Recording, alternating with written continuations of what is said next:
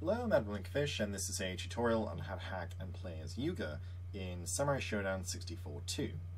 If you haven't already, I'd recommend going back and viewing the very first video that I did on kind of the basics of boss hacking. It will just kind of explain what I do here, and you might be a little lost otherwise if you don't view it. For this hack, you're going to need three things. You're going to need the engine, the program open itself, so I'm using MAME UI here to emulate Samurai Shodown 64-2. You're going to need a hacking program, ArtMoney, Cheat Engine, one of those. I recommend ArtMoney just because it's a bit more user-friendly. It's the one I've always used, and yeah, I'd recommend it. You're also going to need the character values. I'll just put these in the description. You don't even really need them because technically it is on the character selection screen, just in a way that you wouldn't normally think of. But I'll put this in the description anyway, it just makes it a little easier, I think. I'd also recommend before starting that you do a save state on the title screen.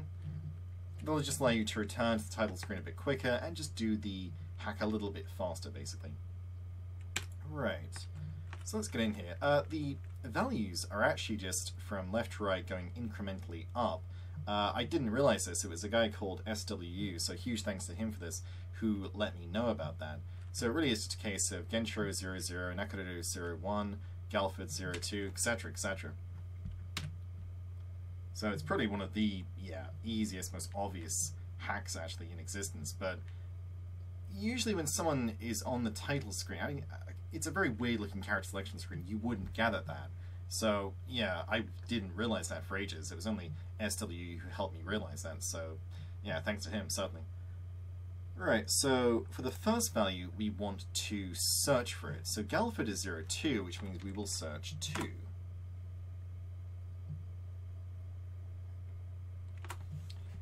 Then we want to go back to the title screen, and that's the reason for doing the save state. It just means we can do it really quickly. And then we can just do this incrementally going upwards, really, it doesn't matter. So next character will be 03, and that's Sogetsu here. So because he's 03, we filter this time of course, for 3, and we'll filter for all subsequent values. And next guy, it's this guy, I don't know his name, it's in kanji, and not only in kanji, but in totally illegible kanji as well, which certainly doesn't help. But he's the next guy, so it just goes incrementally up, so yeah, 4, filter for that, and it looks like we've nearly found it. I'll just do one more. So then it's Shiki.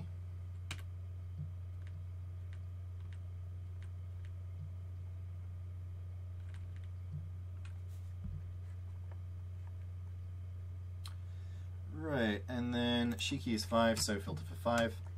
And yeah, I think we probably found it. Pause the game.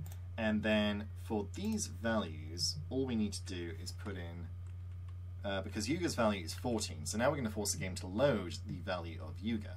So 14, 14, 14. Make sure to do Control and A, and then freeze those values into place. You have to do that because it will force the game to load the value. It will try to default to its normal programming, otherwise it will try to not allow you to do it. So you have to make it do it. You have to force it to run that value to be able to play as the boss, basically. So we'll test that out, and this should be fine. Yep, there's Yuga.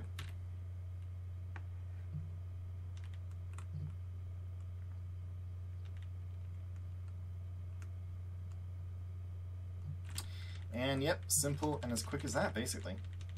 But as with many of these hacking things, if you don't know how to do it, you just don't know how to do it. It's as simple as that. Once you find that sort of magic way to do it, it seems blindingly obvious. But yeah, in this case, it was kind of...